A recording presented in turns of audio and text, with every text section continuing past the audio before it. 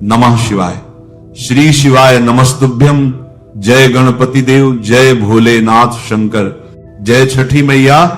छठी मैया की जय, सूर्यनारायण भगवान की जय। आज हम सब मिलकर सुनेंगे छठी मैया की वह पावन और प्राचीन पौराणिक कथा जिसे सुनना हर भक्त के लिए अत्यंत फलदायी माना गया है। छठ पूजा सूर्यदेव को समर्पित एक अत्यंत प्राचीन हिंदू पर्व है। इस दिन श्रद्धालु न केवल सूर्य नारायण भगवान की उपासना करते हैं, बल्कि छठी मैया का पूजन कर उन्हें धन्यवाद भी देते हैं कि उन्होंने जीवन में सुख, समृद्धि और संतान सुख का आशीर्वाद दिया। छठ पर्व की शुरुआत कार्तिक शुक्ल पक्ष की चतुर्थी तिथि से होती है, जिसे नहाय खाए कहा जाता है। इस दिन से ही व्रत का शुभारंभ माना जाता है, लेकिन असली महत्व आता है षष्ठी और सप्तमी तिथि का, जब श्रद्धालु छठी मैया और सूर्य देव की विशेष उपासना करते हैं। शास्त्रों में वर्णित है कि जो व्यक्ति छठ व्रत रखता है और कथा का श्रवण करता है, उसे संतान सुख, दीर्घायु और जीवन में स्थिरता प्राप्त होती है। मान्यता तो यह भी है कि छठी मैया हर उस भक्त की झोली खुशियों से भर देती है जो सच्चे मन से उनकी आराधना करता है। इसलिए हे भक्तगण, पूरे मन, श्रद्धा और भक्ति भाव से इस पावन कथा को ध्यान से सुने। शास्त्रों और पुराणों में वर्णन मिलता है कि छठी मैया ब्रह्मा जी की मानस पुत्री हैं और स्वयं सूर्यदेव की बहन के रूप में पूजित होती है। इसी कारण छठ व्रत में षष्ठी मैया की आराधना की जाती है और इस व्रत का नाम भी छठ पड़ा। कहते हैं जब ब्रह्मा जी ने सृष्टि रचने का संकल्प लिया तो उन्होंने अपने स्वरूप को दो भागों में विभाजित किया। दाएं भाग से पुरुष तत्व और बाएं से प्रकृति का रूप प्रकट हुआ। इसी प्रकृति देवी के छठे अंश को देवसेना कहा गया, जिन्हें षष्ठी देवी यानी हमारी पूज्य छठी मैया के रूप में जाना जाता है। अब आइए श्रद्धा और विश्वास के साथ श्रवण करते हैं सूर्यदेव भगवान की अद्भुत कथा। एक समय की बात है, एक ब्राह्मण था जो सूर्य भगवान का अत्यंत भक्त माना जाता था। हर दिन वह सुबह सुबह नहा धोकर अपने घर में शुद्ध मन से पूजा करता और सूर्यदेव की कथा का पाठ करता। पर उसकी एक समस्या थी, धन कमाने का कोई साधन उसके पास नहीं था। जब वह घर में रहता तो उसकी पत्नी बार बार उसे प्रेरित करती कि कुछ कमाई करो, और जब वह बाहर जाता तो पड़ोसी उसे निकम्मा कहकर ताने देते। इन सब तानों और पत्नी की चिंता के बीच ब्राह्मण धीरे धीरे दुखी और परेशान हो गया। एक दिन उसने सुबह जल्दी उठकर स्नान किया, पूजा की सामग्री लेकर जंगल की ओर चल पड़ा। वह वहां एक सूखे पीपल के पेड़ के नीचे बैठ गया और ध्यान पूर्वक पूजा पाठ करने लगा। उसके पास एक सूखा तालाब भी था जिसमें थोड़ी सी जल राशि बची हुई थी। ब्राह्मण ने उसी पानी से लौटे भर का जल लिया और सूर्य देवता को अर्घ्य देने लगा। जैसे ही जल अर्पित किया गया, वह बहकर पीपल की जड़ों और सूखे तालाब में पहुंच गया। अचानक वहां का चमत्कार देखने योग्य था। सूखा हुआ पीपल हरा भरा हो गया और सूखा तालाब जल से भर गया। तभी सूर्य भगवान स्वयं प्रकट हुए और बोले, ब्राह्मण, मैं तुझसे अत्यंत प्रसन्न हूं, वरदान मांग, क्या चाहते हो? ब्राह्मण ये सुनकर घबरा गया। उसने सोचा, लगता है पीपल में कोई भूत है जो रोज पूजा करते समय आवाज करता है। डर और चिंता के कारण वह दिन ब दिन दुबला पतला होता गया। कुछ दिन बाद ब्राह्मणी चिंतित हो उठी। उसने सोचा, कितने दिन हो गए, अब जाकर देखना चाहिए। उसने जंगल का रुख किया और जैसे ही ब्राह्मण को देखा, वो आश्चर्यचकित होकर बोली, इतने दुबले क्यों हो गए हैं, ये क्या हो रहा है? ब्राह्मण ने पूरी बात सुनाई, कैसे जल अर्पित करने के बाद रोज आवाज आती है और वरदान मांगने को कहती है। ब्राह्मणी ने मुस्कुराते हुए कहा, ये कोई भूत नहीं, ये स्वयं सूर्य भगवान है।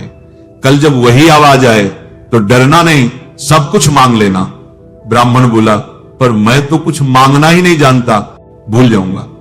तब ब्राह्मणी ने समझाया, तुम ऐसा कहो, 9 खंडों वाले महल में सोने के पालने में अपने पोते पोतियों को दास दासियों के साथ खेलते और झूलते हुए अपनी आंखों से देखूं, इस प्रकार तुम्हें लंबी उम्र, पुत्र पौत्र बहुएं और संपत्ति सब कुछ प्राप्त होगा।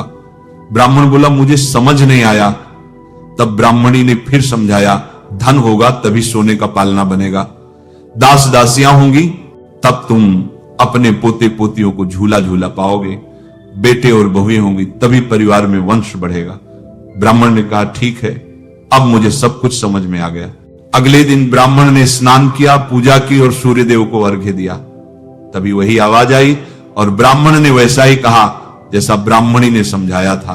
सूर्य भगवान मुस्कुराए और बोले, तुम भोले लगते हो, पर एक ही बार में सब कुछ मांग लिया। जो भी मांगा है वह तुम्हें अवश्य मिलेगा, तुम्हारी हर इच्छा पूरी होगी। इतना कहकर सूर्य देवता प्रकट होकर अंतर्धान हो गए। ब्राह्मण आनंदित होकर घर की ओर चल पड़ा।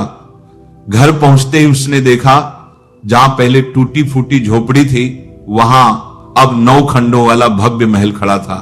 दास दासियां सेवा में लगी थी और महल में रौनक थी। ब्राह्मण ने पूछा, मेरी झोपड़ी कहां गई और मरी ब्राह्मणी? तभी महल से एक सुंदर स्त्री बाहर निकली, सज धज कर रत्न आभूषणों से सजी हुई। वह मुस्कुराई और बोली, आइए स्वामी, यह आपका ही घर है। सूर्य भगवान ने आपकी हर मनोकामना पूरी कर दी है। ब्राह्मण ने जब देखा कि उसके पास इतनी संपत्ति और धन आ गया है, तो वह थोड़े विचार में पड़ गया और बोला, इतना सारा धन हम इसका क्या करेंगे? तब उसकी पत्नी मुस्कुराई और कहा, धन से क्या नहीं किया जा सकता, हम इसका उपयोग दान पुण्य में करेंगे, यज्ञ और होम करेंगे, भूखों को भोजन कराएंगे, जरूरतमंदों की मदद करेंगे, भूखों को प्याऊ लगाएंगे और धर्मशालाओं का निर्माण करेंगे। ब्राह्मण ने अपनी पत्नी की बात मानी और वैसा ही किया। अविश्वसनीय रूप से थोड़े ही समय में पूरी प्रजा, राजा तक उस ब्राह्मण के गुणगान करने लगी। सब उसकी ईमानदारी, धर्म और उदारता की तारीफ करने लगे। जब ये बात राजा तक पहुंची तो वह आश्चर्यचकित होकर ब्राह्मण को बुलाया और बोला, कल तक आपके हालात इतने खराब थे और आज अचानक इतनी संपत्ति कहां से आई? क्या आपने चोरी की, डाका डाला या कोई अन्य उपाय किया? सच सच मुझे सब कुछ बताइए। ब्राह्मण ने विनम्रता से उत्तर दिया, महाराज, ना तो मैंने चोरी की, ना डाका डाला, ये सब सूर्य भगवान की कृपा से मुझे मिला है। ब्राह्मण ने राजा को सारी घटना विस्तार से बताई और सूर्यदेव की पूजा विधि भी समझाई। राजा ने वैसा ही किया। अद्भुत रूप से उसी 10वें महीने राजा के घर सुंदर पुत्र का जन्म हुआ। अब तो पूरे राज्य में लोग सूर्य भगवान की जय जयकार करने लगे।